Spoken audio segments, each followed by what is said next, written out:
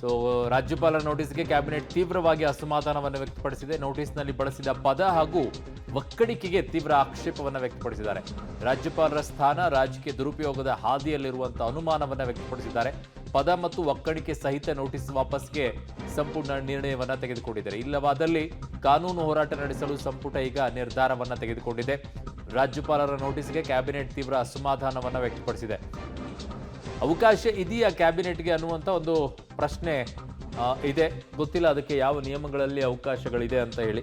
So ರಾಜ್ಯಪಾಲರ ವಿಚಾರದಲ್ಲಿ ತೆಗೆದುಕೊಂಡಂಥ ಈ ನಿರ್ಣಯ ಇದೆಯಲ್ಲ, ಸಂಪುಟ ನಿರ್ಣಯ ಹೇಗೆ ಯಾವ ರೀತಿಯಲ್ಲಿ ಅನ್ನೋದನ್ನ ಈಗ ಅಶೋಕ್ ಅವರು ಕೂಡ ಪ್ರಶ್ನೆಯನ್ನ ಮಾಡ್ತಾ ಇದ್ರು.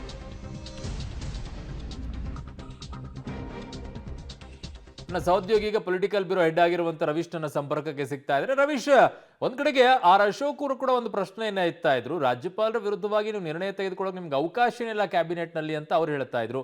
ಏನ್ ಹೇಳುತ್ತೆ ಹಾಗಿದ್ದಾಗ ಕಾನೂನು ಈ ರೀತಿಯಾಗಿ ನಿರ್ಣಯವನ್ನ ತೆಗೆದುಕೊಳ್ಳೋಕೆ ಅವಕಾಶ ಇದೆಯಾ ಅಥವಾ ಇಲ್ವಾ?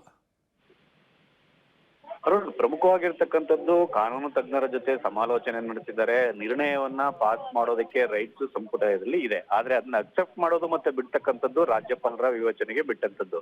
ಯಾಕೆಂದ್ರೆ ಕ್ಯಾಬಿನೆಟ್ ತೆಗೆದುಕೊಂಡಂತ ನಿರ್ಣಯಗಳೆಲ್ಲವನ್ನೂ ಕೂಡ ಒಪ್ಪಬೇಕು ಅಂತ ಏನಿಲ್ಲ.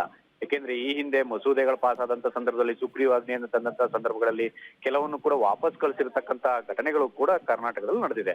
ಹಾಗಾಗಿ ಈ ನಿರ್ಣಯವನ್ನ ಪಾಸ್ ಮಾಡ್ಕೊಳ್ಳೋದಕ್ಕೆ, ನಿರ್ಣಯನ ತೆಗೆದುಕೊಳ್ಳೋದಕ್ಕೆ ಕ್ಯಾಬಿನೆಟ್ಗೆ ಅಧಿಕಾರ ಇರ್ಬೋದು. ಆದ್ರೆ ಆ ನಿರ್ಣಯ ನ್ಯಾಯಸಮ್ಮತವೋ ಅದನ್ನು ಒಪ್ಪಬೇಕು ಅಥವಾ ಬಿಡಬೇಕು ಅನ್ನೋದ್ರ ಬಗ್ಗೆ ಕೂಡ ಗೊಂದಲಗಳಿರ್ತಕ್ಕಂಥದ್ದು. ಅದು ರಾಜ್ಯಪಾಲರ ವಿವೇಚನೆಗೆ ಬಿಟ್ಟಿರ್ತಕ್ಕಂಥದ್ದು. ಹಾಗಾಗಿ ಈಗ ತೆಗೆದುಕೊಂಡಿರ್ತಕ್ಕಂಥ ನಿರ್ಣಯ ನೋಟಿಸ್ ವಿರುದ್ಧವೇ ನಿರ್ಣಯವನ್ನು ತೆಗೆದುಕೊಂಡಿರ್ತಕ್ಕಂಥದ್ದು. ಅಂದ್ರೆ ರಾಜ್ಯಪಾಲರು ಕೊಟ್ಟಿರ್ತಕ್ಕಂಥ ನೋಟಿಸ್ ಏನಿದೆ ಆ ನೋಟಿಸ್ಸೇ ಸರಿ ಇಲ್ಲ. ಜೊತೆಗೆ ಆ ನೋಟಿಸ್ ಒಳಗಡೆ ಬಳಸಿರ್ತಕ್ಕಂಥ ಪದ ಬಳಕೆ ಆಗಿರ್ಬೋದು, ಒಕ್ಕಣಿಕೆ ಆಗಿರ್ಬೋದು, ಇದು ಕೂಡ ಸರಿ ಇಲ್ಲ ಅನ್ನೋ ಒಂದು ಅಸಮಾಧಾನವನ್ನು ವ್ಯಕ್ತಪಡಿಸಿರ್ತಕ್ಕಂಥದ್ದು ಸಂಪುಟ.